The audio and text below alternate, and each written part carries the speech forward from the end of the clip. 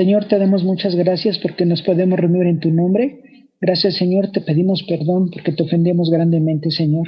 Que sea tu Espíritu Santo que guíe toda esta reunión, dale la sabiduría y el conocimiento, la inteligencia que viene de ti a través de tu Espíritu, Miguel, para que sea, Padre, y nosotros como creyentes oidoras, que seamos también hacedoras de tu palabra. Di a todo este estudio y que estemos muy atentos, Señor, y la gente que falta de conectarse se pueda conectar sin ningún problema. Todo esto te lo pedimos, Señor, en el nombre de tu Hijo Jesucristo. Amén. Amén.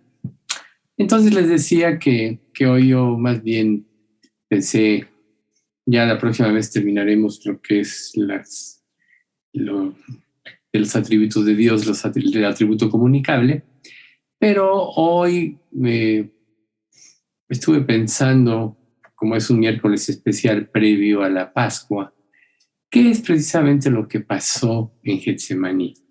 Todos nosotros sabemos que Jesús tuvo su última cena con los discípulos, que es prácticamente el evento que celebramos el domingo como recordatorio de pues este momento donde pues Jesús les dice que alguien los va a traicionar, les lava los pies a los discípulos. Cuando terminan, cantan su himno y salen de ese lugar. A Judas previamente le había dicho, lo que tienes que hacer, hazlo ya. Y ninguno entendió. Algunos pensaron, como narra Juan, que seguramente Dios le había dicho, voy a comprar algo para comer, voy a dar algo a los pobres.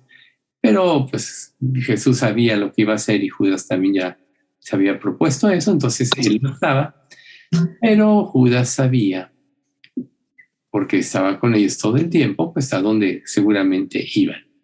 Entonces salen de ahí y precisamente se dirigen a este huerto. Entonces me gustaría leer este pasaje en Mateo y vamos a ver algunas enseñanzas respecto de esto. Mateo, recuerden apagar sus micrófonos.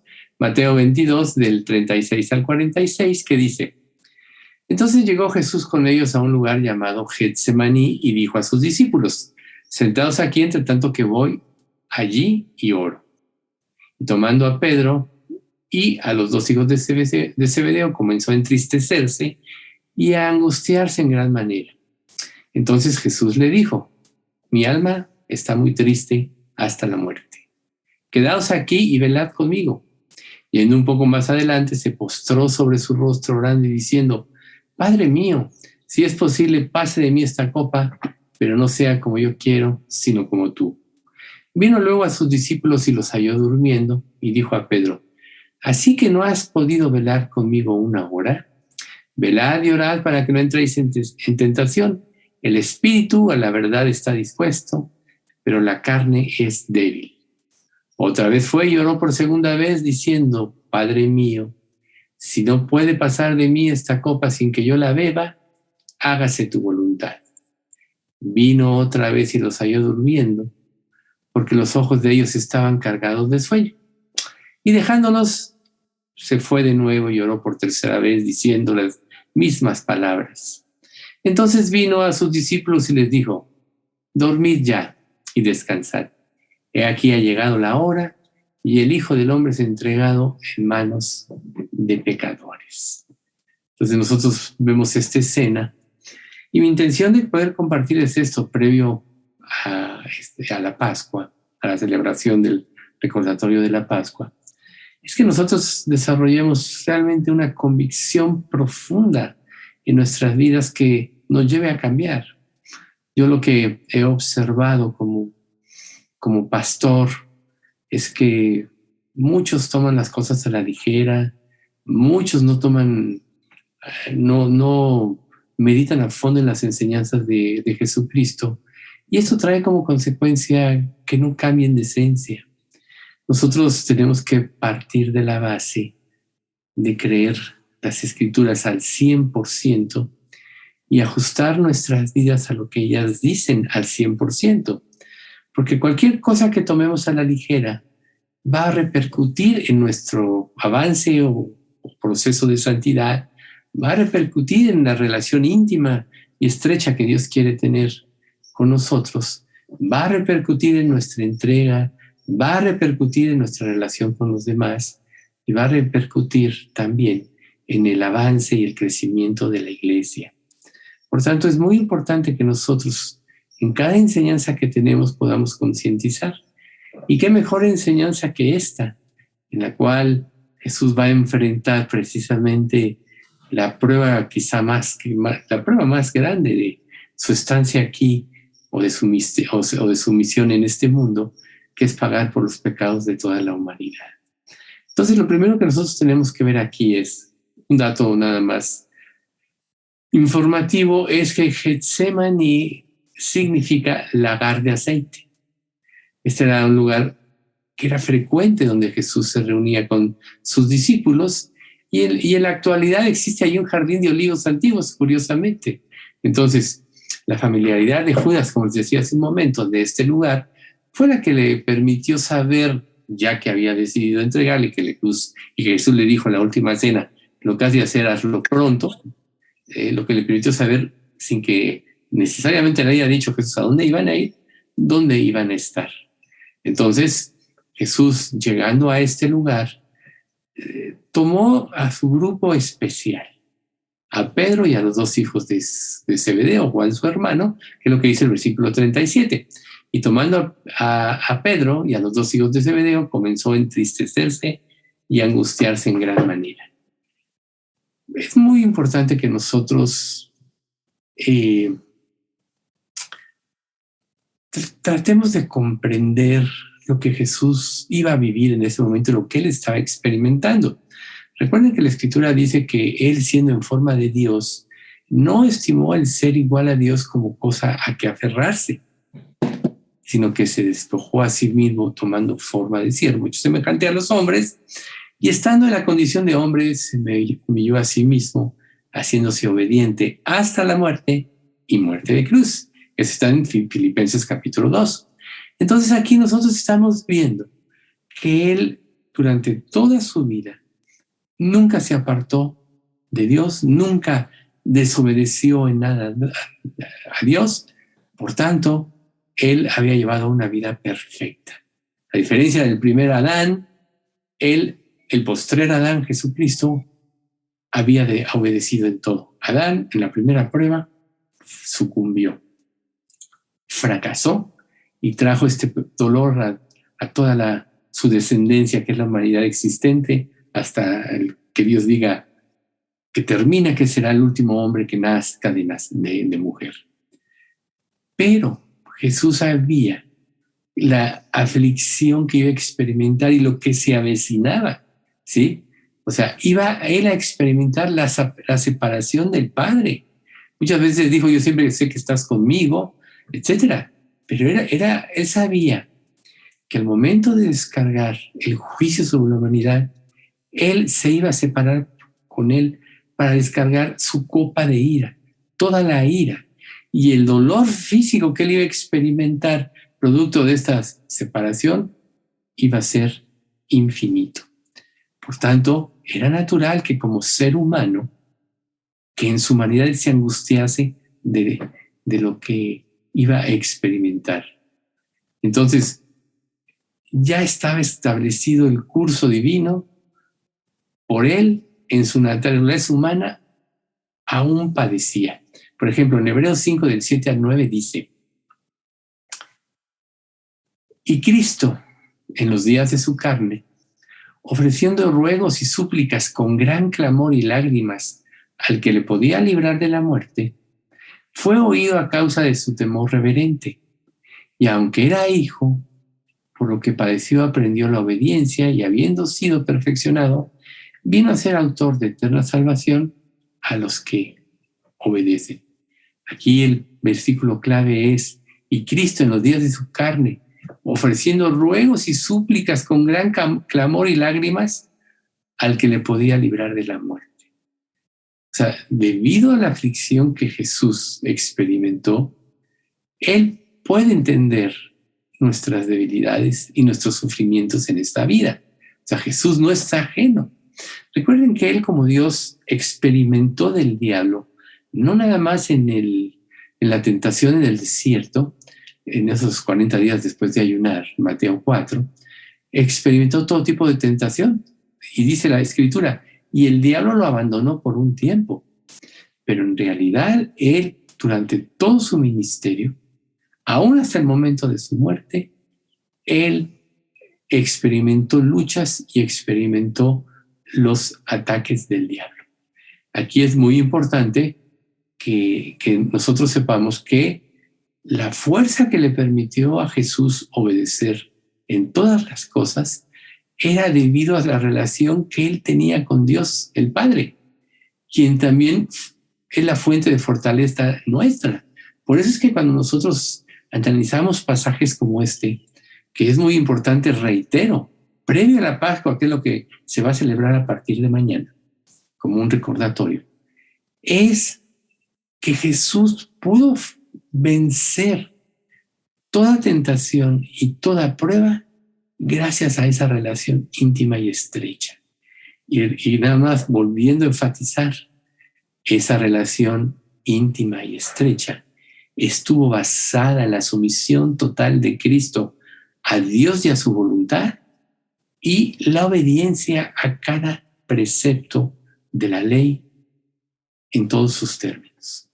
Entonces nosotros tenemos que saber que si nosotros queremos ser victoriosos en todas las áreas de nuestra vida cristiana, tenemos que cultivar esta relación como el tesoro más grande e importante. Recuerden, el reino de los cielos es como una persona que encontró en un campo una perla de gran precio y cuando la halló, fue y vendió todo lo que tenía para comprar este campo. ¿Qué quiere decir? Que nada debe interponerse en nuestra relación con Dios. Ni nuestros deseos, ni nuestros planes, ni las presiones que tengamos, ni ningún tipo de bien material, etcétera. Porque cualquier cosa que se interponga se va a constituir en un ídolo que nos va a cegar, aun cuando menos parcialmente y en grados mayores totalmente, para que podamos discernir correctamente la voluntad de Dios, y por eso muchas personas se extravían. Continuando en el pasaje, en el versículo 38 dice, entonces Jesús les dijo, mi alma está muy triste hasta la muerte. Quedaos aquí y velad conmigo. ¿Cuánto tiempo hace que tú, por ejemplo, te has afligido a un grado así? A veces nos acostumbramos a una relación con Dios y Dios en su gracia nos da muchos beneficios y damos por hecho que Dios está obligado a darnos su gracia, y este punto lo mencionamos hace poco. Y se nos olvida que Dios no nos debe nada, que su gracia es un favor inmerecido que recibimos de Él y que nosotros debíamos de vivir en perpetuo agradecimiento y quebrantamiento sobre cualquier área de nuestra vida que nos pueda alejar con Él. Aquí Jesús estaba muy triste porque sabía lo que iba a enfrentar, porque sabía que como humano iba a padecer lo indecible y quería hacer la voluntad de Dios. Y lógico que esta angustia tenía que ver con su temor carnal, con su temor humano, ¿sí? Y los tormentos, no nada más físicos, sino psicológicos que él iba a sufrir en la cruz. Aquí, hablando de los tormentos psicológicos, podemos entenderlo un poquito cuando nosotros cometemos algún pecado y tenemos culpa.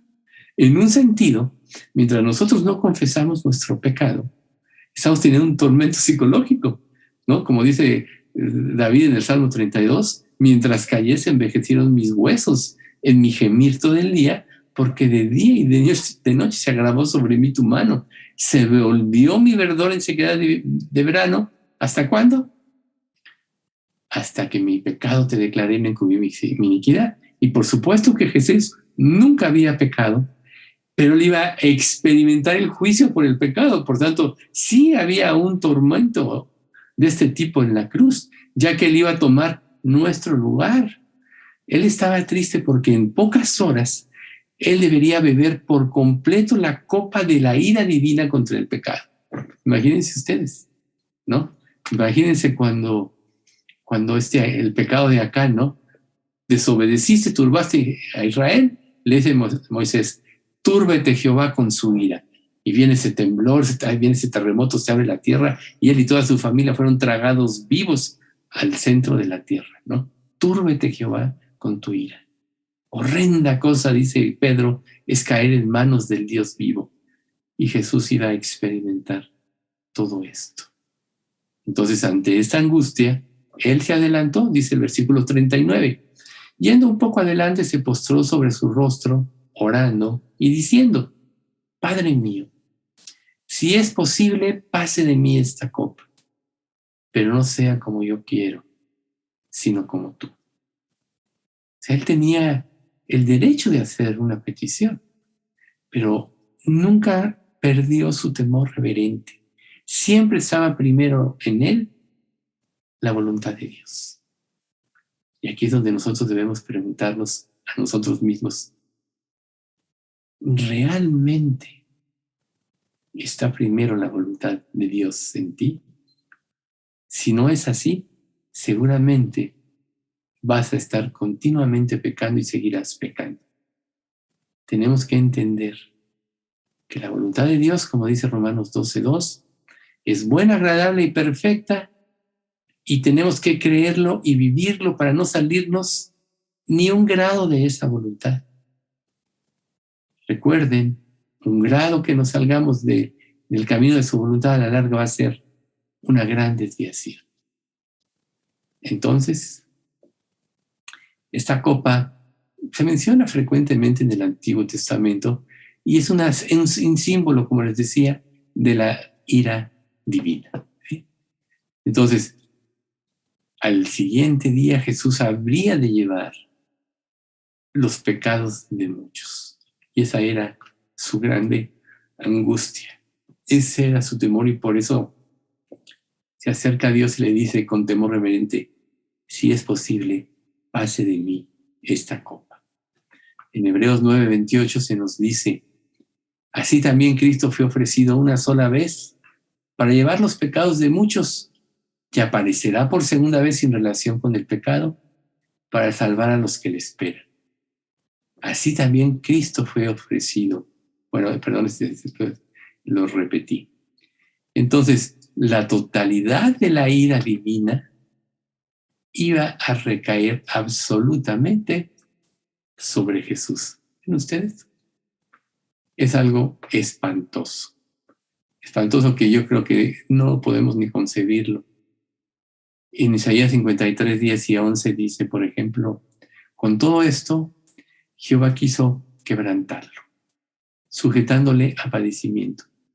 Cuando haya puesto su vida en expiación por el pecado, verá linaje, vivirá por largos días, y la voluntad de Jehová será en su mano prosperada. Verá el fruto de la aflicción de su alma y quedará satisfecho.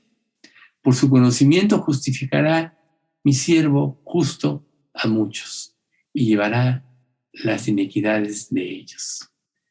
¿Acaso no piensan ustedes que esto fue, además de hacer la voluntad de Dios, uno de los aspectos que guió a Jesús a renunciar a ser Dios, a venir a este mundo?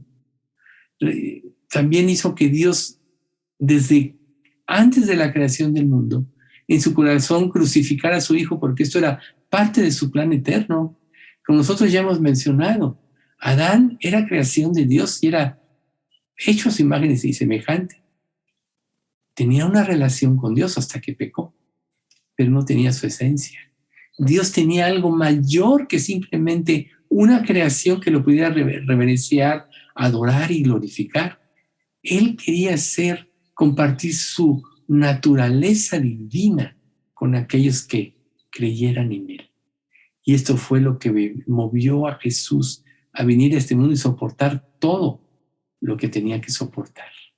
Eso recuerden que se dice claramente en la oración del capítulo 17 de Juan: donde yo soy, quiero que ellos estén con nosotros, que sean unos como tú, yo, Padre, somos uno. Y desde que nosotros nos convertimos, si es que realmente todos ya los que estamos escuchando nos hemos arrepentido y creído, Dios nos hizo partícipes de su Espíritu Santo, nos hizo partícipes de su naturaleza divina, y ha compartido Dios su esencia con nosotros. Entonces, la totalidad de la ira divina iba a recaer sobre él y él lo sabía, pero él vio todas las personas que habían de creer en él, que iban a ser redimidas y que iban a ser sus hermanos y coherederos de todas las cosas. Y valió la pena. Muchos de nosotros fallamos en nuestra consagración y en nuestra entrega por no tener esta visión clara en nuestra mente. Este mundo deberíamos aborrecerlo porque no tiene nada que darnos en relación a nuestra relación con Dios Padre. Al contrario, solo nos aleja. Si no, Primera de Juan no diría, no améis al mundo, ni las cosas que están en el mundo. Si alguno ama al mundo, el amor del Padre no está en él. Pero yo veo que muchos podemos tener afectos en este mundo, amores en este mundo, inclinaciones a cosas que no queremos dejar. Y eso nos impide ver la obra de Dios. Eso nos impide consagrarnos como deberíamos y nos hace flaquear en muchos aspectos de nuestra vida. En 2 Corintios 5:21 se nos dice, al que no conoció pecado, por nosotros lo hizo pecado, para que nosotros fuésemos hechos justicia de Dios en él. Al que no conoció pecado. Sí, sabemos que Jesús nunca pecó, pero él pagó por todos nuestros pecados para imputarnos su justicia al creer en él. Por eso es tan importante ahora ligar los atributos de Dios, y ahora que vimos recientemente la justicia de Dios, cómo gracias a esa justicia de Cristo nos es imputada por tener fe, y Dios nos puede ver ahora justos delante de sus ojos, y por eso podemos tener una relación con Él, y por eso el Espíritu Santo entró en nosotros. Ese es el precio del pecado que Él llevó y lo pagó por completo. A nosotros solo se nos pide creer. ¿No se les hace maravilloso? Pero ¿por qué siempre estamos luchando en contra de Dios? ¿Por qué siempre estamos resistiéndonos a hacer su voluntad? Les digo, ¿por qué? Por falta de convicciones, por no meditar profundamente en este tipo de verdades. ¿Sí? Como dice la Escritura, ¿no? Vosotros, como les dice, vosotros resistid siempre al Espíritu Santo. O sea, a los Gálatas y en las cartas de Pablo, ¿cómo se afligía Pablo? Aquí en el caso de Jesús, su clamor de angustia refleja que Él llevó y pagó por completo todo. Ni un gramo, ni un ápice de nada dejó Él de pagar. Él pagó por todos nuestros pecados. Si no, la redención no hubiera podido ser absoluta. Recibió con angustia la extrema amargura de la copa de la ira divina, y aún así dijo, pero no sea como yo quiero, sino como tú. Si puede, pase de mí esta copa.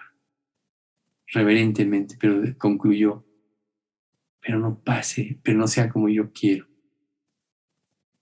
sino como tú. Haciendo Mateo 27:46 dice, cerca de la hora novena, Jesús clamó a gran voz diciendo, Elí, Elí, lama sabactani. Esto es, Dios mío, ¿por qué me has desamparado? Haciendo alusión de que él sabía que Dios iba a separar de él para descargar el juicio por el pecado de toda la humanidad.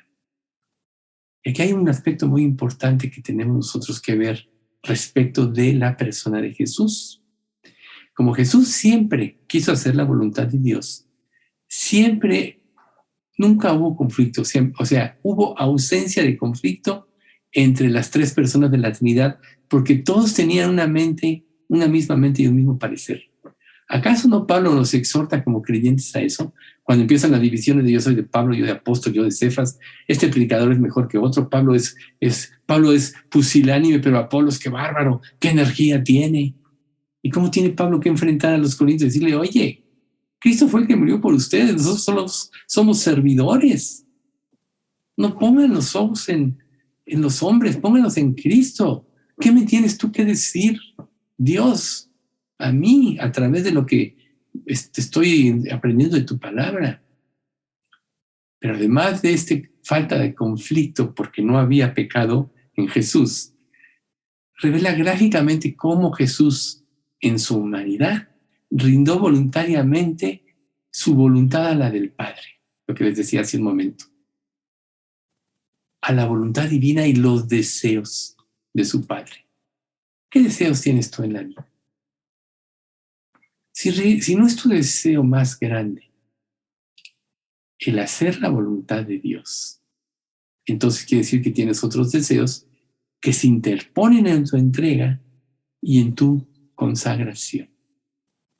Pero en Jesús no había conflicto alguno, porque Él 100% quería hacer la voluntad de Dios.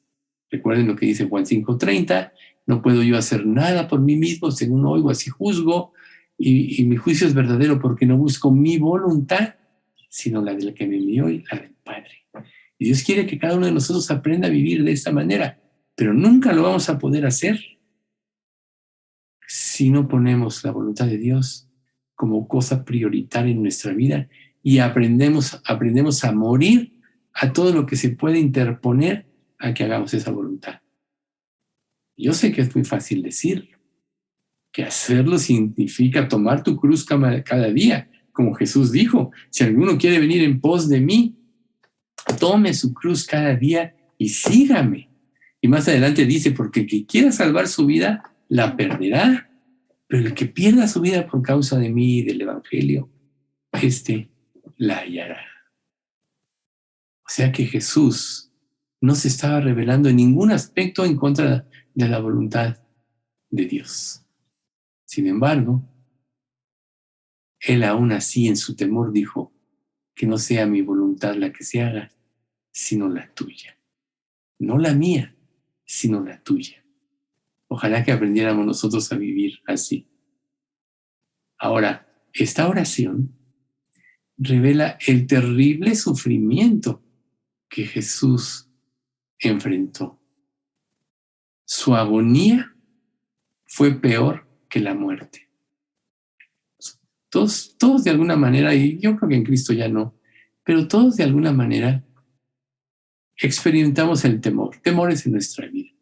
El verdadero creyente ya no tiene temor a la muerte porque sabe que va con Dios, pero el incrédulo, el que no tiene la seguridad de su salvación, tiene un temor a la muerte. Entonces imagínense ustedes la agonía que Jesús vivió en ese momento, sabiendo que su separación era eterna, pero además multiplicada por todos aquellos por los que Él murió en la cruz, aquellos que Dios le entregó. El Hijo de Dios, sin pecado alguno, sin merecer, sino vivir eternamente sin ningún problema, tomó nuestros pecados sobre sí y esto le causó un sufrimiento inimaginable. Él experimentó la separación eterna como ser eterno en ese momento. Nadie sabía lo que él iba a padecer más que él. Por eso fue tan grande su angustia. Entonces, en los tiempos de sufrimiento, muchos quisieran saber qué les depara el futuro, por qué le vienen este u otro tipo de sufrimientos. Pero les voy a decir una cosa. A veces se les olvida que no se mueve una hoja sin la voluntad de Dios. Y que Dios todo lo que permite tiene un propósito. Y que generalmente el sufrimiento purifica, limpia nuestras vidas, recuerden. Y aunque era hijo, por lo que padeció, aprendió la obediencia. Y muchos hemos aprendido la obediencia a través de las pruebas que hemos experimentado. Nadie quiere sufrir. por supuesto. Y por eso muchos falsos líderes dicen, no, ven a Cristo, vas a ser feliz, no vas a tener ningún problema. Cuando en el verdadero cristianismo quizá aumenten los problemas, pero lo que no ven son las glorias que vienen tras ellos, porque mientras más problemas tienes, más aprendes a depender de Dios, más íntima relación tienes con Él y Dios se hace más vivo en ti. Eso no tiene precio. Ese es el verdadero tesoro, que Dios sea revelado en tu vida. No ningún bien material, porque aunque quisieras, aunque poseyeras todos los bienes de este mundo, no estarías feliz. Pero crecer en tu relación con Dios te da ese sentido de armonía, de paz, de comunión, que no tiene precio. Toda la gente busca con lo que compra, con lo que tiene, con lo que aspira, obtener paz. Muchos hasta tratan de encontrar el elixir de la vida. Pero les voy a decir una cosa, no lo van a encontrar, ni van a tener paz, porque la Escritura dice, no hay paz, dijo mi Dios, para los impíos. Aquí podemos ver que en el Evangelio según Lucas, recuerden, estamos viendo Mateo, él hace un comentario que no está aquí, que vale la pena narrar, que está en Lucas del 22 del 41 al 44, que dice, y él se apareció de ellos a distancia como de un tiro de piedra, y se apartó, dije mal, y él se apartó de ellos a distancia como de un tiro de piedra, y puesto de rodillas oró, diciendo, Padre, si quieres pase de mí esta copa, pero no se haga mi voluntad sino la tuya. Y se le apareció un ángel del cielo para fortalecerle. Y estando en agonía, oraba más intensamente, y era su sudor como grandes gotas de sangre que caían hasta la tierra. Esto solo se narra en Lucas, y Lucas, como médico, pudo plasmar esta parte que otros omiten, y por eso vale la pena interponerla aquí, bueno, incluirla aquí, mejor dicho, porque el estado de angustia que Cristo vivió era algo inexplicable. Esto lo van a entender mejor los médicos, pero dice, los hechos relatados en estos versículos solo fueron narrados por Lucas, el médico, como grandes gotas de sangre, y así era su sudor. Esto indica con mucha probabilidad una condición física bastante peligrosa que se conoce como hematidrosis, cuyo síntoma principal es la efusión de sangre en la transpiración. Puede ser causada por angustia extrema o un esfuerzo físico violento. Los capilares subcutáneos se dilatan y estallan, con lo cual la sangre y el sudor se entremezclan. Cristo mismo declaró su aflicción, declaró que su aflicción lo había conducido al umbral de la muerte. Y ahora está muy triste hasta la muerte. ¿Qué angustia tuvo que sufrir Jesús?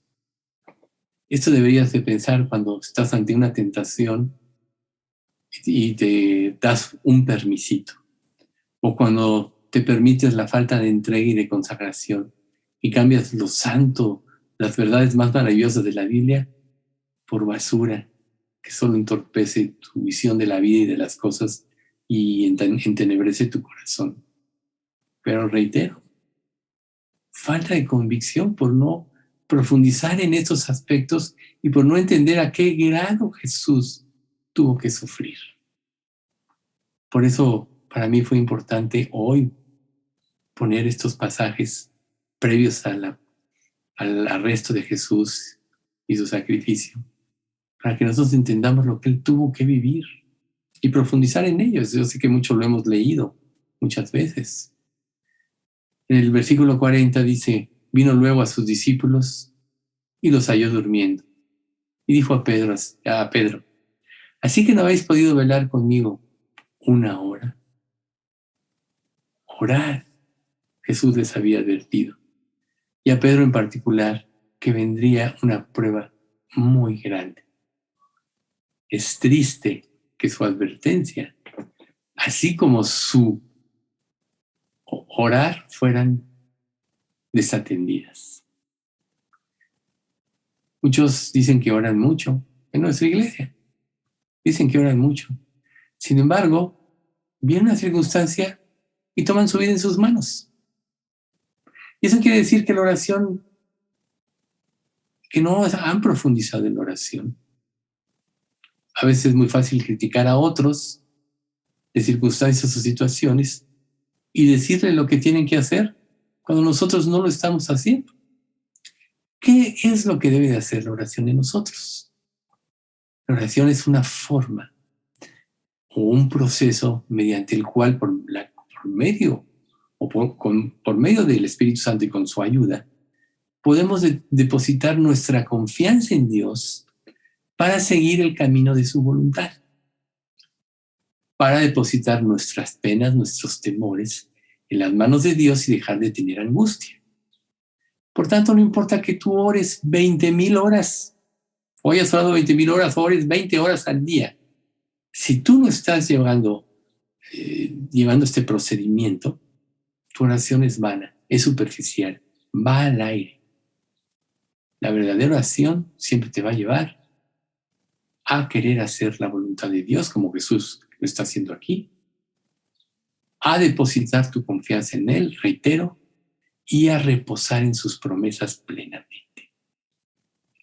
Tú puedes ver muchos males en otros, recuerden, todos somos imperfectos y como Pablo decía, Cristo vino al mundo a salvar a los pecadores, de los cuales yo soy el primero. Yo les aseguro que los más consagrados son los que tienen mayor conciencia de los grandes pecadores que son o que somos.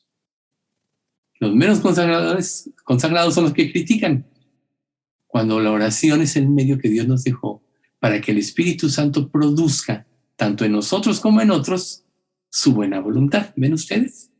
De otra manera vamos a caer en legalismos interminables, vamos a caer en amenazas a los demás y vamos a caer en lo que se llama el legalismo. No trabajes, no gustes, ni aun toques en conformidad a nombres y mandamientos de hombres, cosas que todas se destruyen con el uso. Tales cosas tienen, la verdad, cierta reputación de sabiduría, en humildad y en duro tanto del cuerpo, pero no tienen valor alguno contra los apetitos de la carne. Ninguna institución, o sea, ninguna acción o presión que tú ejerzas sobre otra persona tiene ningún valor. El único que nos puede hacer cambiar es el Espíritu Santo.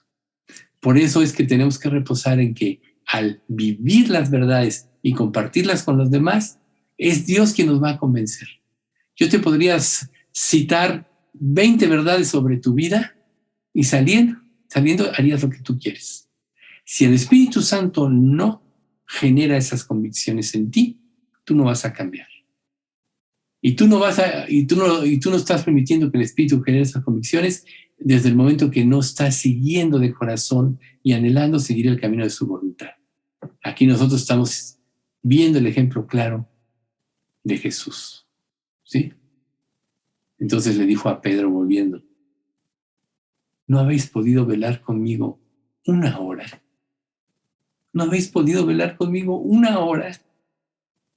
Luego en el 41 dice, velad y orad para que no entréis en tentación. El espíritu a la verdad está dispuesto, pero la carne es débil. Ya sabemos, capítulo 7 de Romanos, lo que hago no lo entiendo, pues no hago el bien que quiero, sino lo que aborrezco, eso hago. Y si hago lo que no quiero, apruebo que la ley es buena y que el mal está en mí, pues según el hombre interior me deleito en la ley de Dios. Pero veo otra ley en mis miembros que me lleva cautivo al pecado. Miserable de mí, ¿quién me librará de este cuerpo de muerte? Todos estamos viviendo estas experiencias. Pero vean ustedes, velar y orar. Y en el sentido que les estoy compartiendo ahorita, orar significa discernir correctamente la voluntad de Dios para nuestra vida, revelada a través de su palabra. Anhelarla en nuestro corazón. Tú puedes saber lo que es la verdad.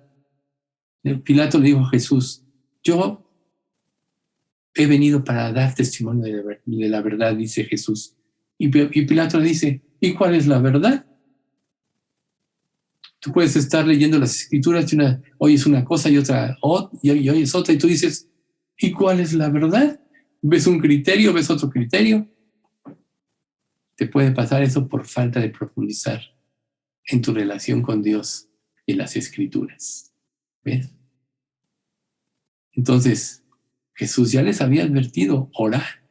Y a Pedro en particular, Pedro, esta noche Satanás ha pedido para zarandearte, pero yo he pedido porque tu fe no falte. Y una vez restaurado, alientes a tus hermanos. Pero aquí Jesús les dice, no habéis podido velar. ¿Sí? Una hora. Y bueno, sabemos que la carne es débil, pero ¿cuál es la fuerza? ¿Qué es lo que produce la vida cristiana en un creyente? El Espíritu Santo.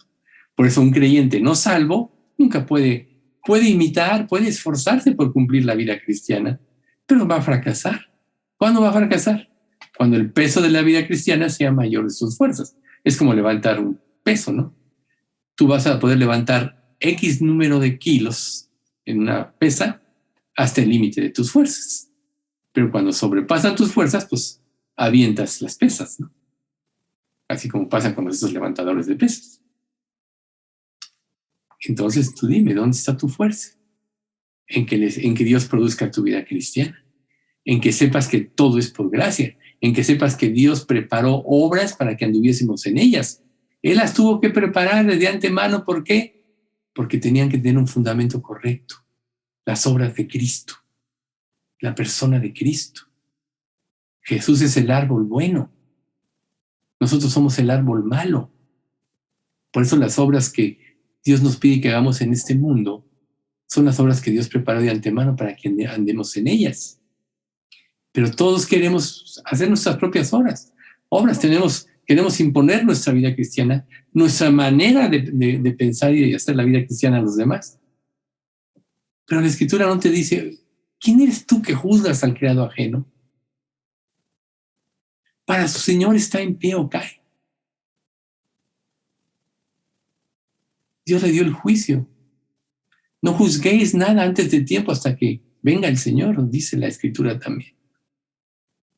En ese sentido, juzga tu pecado. Y si tú juzgas tu propio pecado, entonces serás misericordioso con los demás. Si tú eres rígido con los demás, es que tú no estás juzgando tu propio pecado. Y entonces caerás en lo que dice Romanos 12:2. ¿Quién eres tú que juzgas a otro? En lo que juzgas te condenas a ti mismo, pues tú que juzgas haces lo mismo. ¿Ves? Te juzgas. Y entonces, bueno, vemos aquí, la carne es débil. La ternura de esta súplica de Jesús, cuando les dice, el espíritu a la verdad está dispuesto, pero la carne es débil, realmente es conmovedora. Porque Cristo mismo conoció de cerca todas las debilidades y todas las tentaciones que nosotros padecemos, pero sin pecar. Por eso en Hebreos 4:15 dice, porque no tenemos un sumo sacerdote que no pueda compadecerse de nuestras debilidades, sino que fue tentado en todo según nuestra semejanza, pero sin pecado. Esa es la diferencia. Por eso Él pudo ser misericordioso, pero Él en su gracia nos da todas las cosas. Y es fácil salirse de su gracia. Entonces imagínense ustedes que Jesús en ese momento que le dice al Padre, si puede, pase de mí esa copa, se encerró en una lucha contra las pasiones humanas. Toda esa fuerza maligna estaba contra él, ¿sí? Recuerden que las pasiones, aunque en sí mismas no son necesariamente pecaminosas, deben de ser subyugadas por la voluntad de Dios. La voluntad de Dios debe llevarnos al pecado. Porque tú puedes tener un pensamiento lícito sin pecado. Recuerden, en 1 Juan dice, si alguno ve a su hermano cometer pecado que no sea de muerte, pedirá y Dios le dará vida. Esto es para los que cometen pecado que no sea de muerte. Hay pecado de muerte, por el cual yo no digo que se pida. Toda injusticia es pecado, pero hay pecado no de muerte. De esto hablo. Hay muchas cosas que en un inicio no son pecados porque no son en sí impuras. Pero desde el momento en que tú desechas la voluntad de Dios para ir en pos de ellas, ahí es donde surge el pecado. ¿Ven ustedes? Por eso es que en Jesús lo más importante era hacer la voluntad de Dios, y nosotros, si queremos librarnos de cometer muchos errores en nuestra mente, debe prevalecer esta convicción. Lo más importante en mi vida es hacer la voluntad de Dios, y en lugar de estar dispersándome mi pensamiento en muchas cosas, en vanidades ilusorias, me voy a concentrar en aprender a discernir correctamente la voluntad de Dios. Por eso Jesús tuvo que confrontar la debilidad de Pedro y le advirtió acerca de la tentación que pronto enfrentaría. Se lo advirtió anteriormente. ¿Cuántas veces Dios a nosotros no nos está advirtiendo vez tras vez? No eso, no eso. Y tú dices, no, sí, Dios, sí, nada más esta vez y ya. Y eso nos pierde de tener la comunión con Dios, que es lo más valioso para nosotros. Entonces, ¿cuál es la manera de poder enfrentar la tentación? Orando y manteniéndonos alerta. Recuerden lo que dice 1 de Pedro 5. Sed sobrios y velad,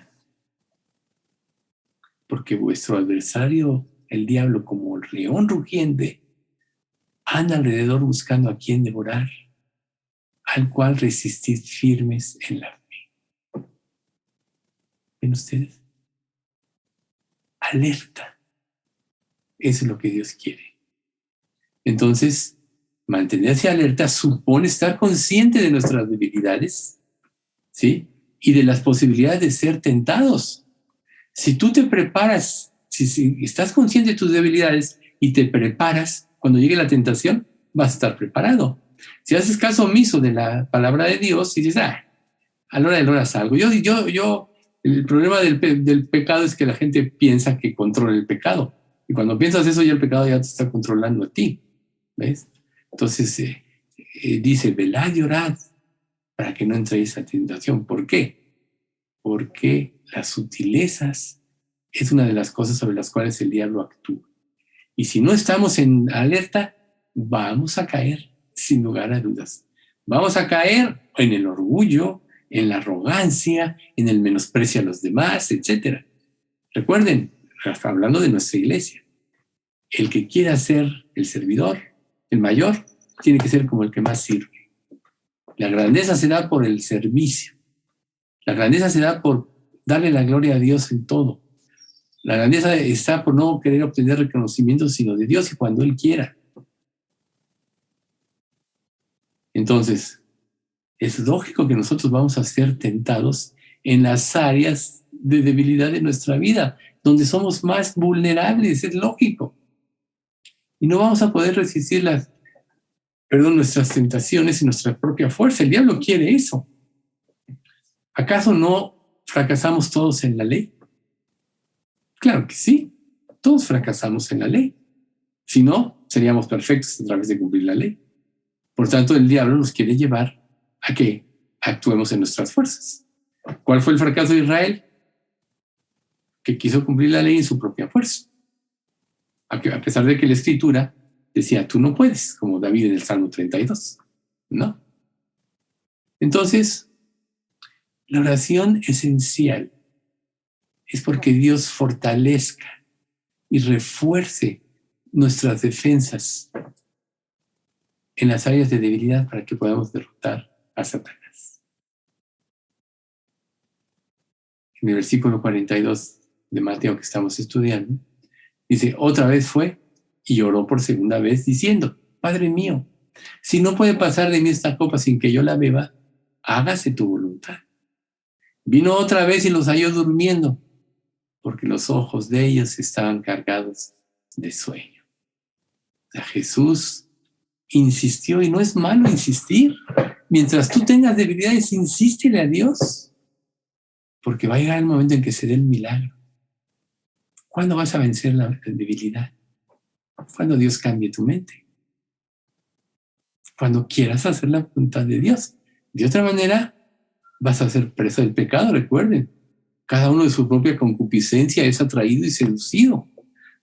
Hasta que la concupiscencia da luz al pecado y el hecho consumado da luz a la muerte. Ahí está. La Biblia te lo declara. Entonces no es malo pedir, pedir y pedir. Pero los apóstoles, como dice el 43, pero vino otra vez y los halló durmiendo, porque estaban cansados de sueño. Yo sé que muchos de nosotros podemos llegar y decir, "Oh, ya fue suficiente, ya me voy a dar un descansito, un recreo". Pero Dios te dice, velar y orar, porque tu enemigo viene a la hora que no sabes. Hay muchos ejemplos y parábolas en la Biblia de esto. Entonces imagínense ustedes, Jesús recibiendo en su persona todo esto, la tensión emocional que estaba experimentando. Y que lógico, en parte recaía también sobre sus discípulos. Ya ellos habían sido decepcionados porque esperaban un rey triunfante que los iba a liberar del dominio de los romanos. Que habían sufrido decepciones porque Jesús les dijo, no, el Hijo del Hombre tiene que morir y va a resucitar, ¿no? Pero, ¿cuál fue la reacción de ellos? Cedieron ante los deseos de la carne. Es como cuando tú tienes un problema y tratas de evadirlo, cambias de tema, cambias las circunstancias de tu vida, pero los problemas no se acaban a menos que los enfrentes y los soluciones. Y muchos de nosotros solo le estamos sacando la vuelta. Yo, como pastor, muchas veces le digo, tienes que confrontar el pecado. Tienes que confrontar a la gente cuando Dios te guíe, no juzgarla, confrontar en el sentido de su fe. Tu grado de fe es el grado de convicción que tú vas a levantar en los demás. Pero si tu fe es pusilánime, ¿qué convicción vas a levantar en los demás? Ninguna. Entonces no importa que tú hables 20,000 veces a 20,000 personas de Cristo. Si tú no vives de esta manera, mayor que tú vas a ser una persona que vive y le hable a una sola persona de Cristo, pero con una verdadera vida y una verdadera convicción. Entonces no es lo mucho que hables, sino la transformación que Dios haga y las convicciones por las que vivas. ¿Se va a ir la gente al infierno sin Cristo? ¿Sí o no? Claro que se va a ir. Yo puedo pasar por la vida indiferente a ellos. ¿Y cómo empieza el cargo por las almas? Teniendo un interés por ellos, orando por ellos, pidiéndole a Dios que te abra puertas, te dé sabiduría. Y mientras más dependas de Él, más gracia va a haber, claro que sí. Pero recuerda, Dios trabaja en cada uno de nosotros diferente. Por tanto, estimulémonos unos a otros al amor y a las buenas obras. Entonces, otro concepto muy importante es que la satisfacción inmediata y la necesidad inmediata es lo primero que todos tendemos a tener. Y ese era el sueño para los apóstoles. En lugar de permanecer despiertos y orar por fortaleza. ¿Sí? Cristo nos puso el ejemplo. Siendo aún de mañana, siendo aún muy oscuro, se levantó a orar. Y pasó la noche orando cuando iba a seleccionar a sus discípulos. Yo sé que a veces estamos muy cansados. Y hay momentos de descansar, pero hay momentos de orar. Si queremos que nuestra iglesia crezca espiritualmente, sea un modelo verdadero de la iglesia verdadera de Cristo, tenemos que consagrarnos. Y en lugar de criticar y juzgar, tenemos que orar fervientemente porque el Espíritu Santo reina en los corazones de todos. Y tenemos que ser fuertes ante las presiones de otras personas que nos llevan a flaquear o a cambiar. O ante comentarios de personas que nos hacen cambiar nuestra actitud hacia otros, dejándonos de influir. Recuerden, para su Señor, su cielo está en pie o cae. Entonces, orar es el punto importante, no dormir, como le pasó a sus discípulos. Luego el 44 y 45 dice, y dejándolo se fue de nuevo, y oró por tercera vez diciendo las mismas palabras. Entonces Jesús vino a sus discípulos y les dijo, dormid ya y descansad. He aquí ha llegado la hora, y el Hijo del Hombre es entregado en manos de pecadores. Dormid ya. Hay un tiempo en que todo va a terminar, ¿sí? En otro pasaje dice, durmiendo a causa de la tristeza. En el capítulo 9, 32. Durmiendo a causa de la tristeza. Dormid ya. O sea, todos se afligieron, sabían, pero el único que sabía lo que iba a enfrentar realmente era Cristo. Entonces, sí, la atención, el peso de la obra de Dios es de Dios y el que recaía sobre Cristo, pero también va a recaer sobre todo creyente fiel. Como decía Pablo, pues estoy preocupado y además me preocupo por ustedes. El destino de las iglesias que hemos formado y que hemos dejado, ¿cómo estará? Pablo decía, ¿sí? Pero la reacción de los discípulos fue ceder ante los deseos de la carne. Un punto muy importante aquí que vale la pena comentar es el siguiente. El ejercicio nos da condición física y el ejercicio espiritual nos da condición espiritual. Nunca vamos a tener verdaderas oraciones si no oramos en espíritu y en verdad, como dice la Escritura, porque tales adoradores Dios busca que le adoren, los que adoren en espíritu y en verdad. ¿Sí? Entonces aprende a orar en espíritu y verdad. No en tu mente digas, no, yo soy un gran orador. No, aprende a orar verdaderamente. ¿Te crees superior acaso a los discípulos que un día le dijeron a Jesús, enséñanos a orar? Solo el Espíritu Santo nos puede orar y nos puede enseñar a orar. ¿Y sabes cuándo nos enseña a orar? Cuando Él ora por nosotros, cuando le cedemos toda nuestra voluntad, cuando queremos hacer verdaderamente la voluntad de Dios. Siempre se va a interponer nuestra propia voluntad y nuestros propios deseos a que hagamos la voluntad de Dios, así como en el caso de ellos dormir en este momento. Todos alguna vez hemos estado cargados de sueño. Yo recuerdo cuando era más joven, por ejemplo, que iba de Navidad, eran las Navidades que pues, se desvelan un poco más, estaba cargado de sueño. Me acuerdo que decía, ay, voy al baño tantito. Y me cerraba en el baño y cerraba mis ojos 5 minutos. ¿No? Yo sé lo que es estar cargado de sueño y no aguantar. O sea, yo creo que a todos nos ha pasado eso. Pero cuando hay una convicción verdadera, el sueño se va, cuando menos mientras estás en esa convicción. ¿O acaso no los problemas te roban el sueño? Claro que sí. Quiere decir que los problemas sobrepasan tu comodidad. Y Dios quiere que tú entiendas que tu necesidad de depender de Él y de oración debe de sobrepasar tu necesidad. Cuando tú ya descargaste todo en Él, tu dependencia, tus acciones, tus temores, tus planes, todo en Él, entonces ya puedes ir y descansar, porque ya depositaste en Dios. Por eso en Filipenses 4:7 dice después de poner tus peticiones delante de Él, y la paz de Dios que sobrepasa todo entendimiento, guardará vuestros pensamientos y vuestros corazones en Cristo Jesús, Señor nuestro. ¿Ves tú? Entonces, ellos en este momento satisficieron, su necesidad inmediata de sueño, en vez de permanecer despiertos. Pero Cristo permaneció rogando. Y Cristo quería que ellos oraran para que pudiesen unirse a Él y vencer. ¿Sí? Ahora, es innegable que el fracaso experimentado más adelante de Pedro cuando niega a Jesús, por ejemplo,